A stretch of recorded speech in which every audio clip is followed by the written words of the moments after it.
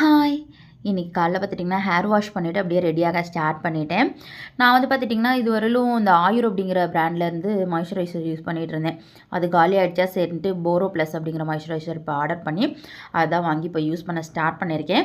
வேணுமா யூஸ் பண்ணி பார்த்துட்டு உங்களுக்கு ரிவ்யூ ஷேர் பண்ணுறேன். ஓகே, இதோட ஸ்மெல் சூப்பராக இருந்துச்சு. அதாவது ரொம்ப ஹெவின்னு சொல்ல முடியாது, ரொம்ப நார்மல்னு சொல்ல முடியாது, மீடியமாக இருந்துச்சு. அப்புறம் ஆஸ் யூஷுவல் வந்து ஐலைனர் போட்டுட்டு அப்புறம் லிப்ஸ்டிக் போட ஆரம்பிச்சிட்டேன். நான் வந்து இப்போ கரண்ட்டாக மேக்ஸ் பிராண்ட் தான் இது யூஸ் பண்ணிகிட்ருக்கேன். மேக்ஸ் பிராண்டோட ஷேட் நம்பர் 5 அண்ட் 7 இது ரெண்டையும் மிக்ஸ் பண்ணி இன்றைக்கி போடலான்ட்டு போட்டேன். அது வந்து ஒரு நியூ ஷேடாக கிடச்சிது, எனக்கு ரொம்ப பிடிச்சிருந்தது இந்த கலர்.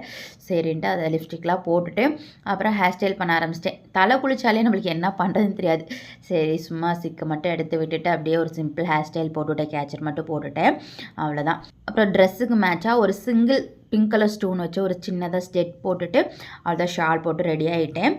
நாளைக்கு வந்து நியூ இயர் இல்லையா, ஸோ எல்லாருக்குமே பிறக்கக்கூடிய வருஷம் ரொம்ப ஹாப்பியாகவும் ஸ்மூத்தாகவும் ஹெல்த்தியாகவும் பிறக்கட்டும் அப்படிங்கிற மாதிரி வந்து நம்ம தமிழ் போல் வாழ்க வளர்க அப்படின்னு சொல்லி எல்லாத்துக்கும் இனிய புத்தாண்டு நல்வாழ்த்துக்களை வந்து நான் முன்னாடியே உங்களுக்கு ஷேர் பண்ணிக்கிறேன். ஸோ எல்லாருமே நாளைக்கு ரொம்ப ஹாப்பியாக இருங்க. ஸோ அவ்வளோதான், நானும் ரெடி ஆகிட்டு அப்படியே மதியம் லஞ்சுக்கு வந்து சாம்பாரும் இந்த பொரியல் தான் பண்ணியிருந்தேன், பீன்ஸ் கேரட் போட்டு.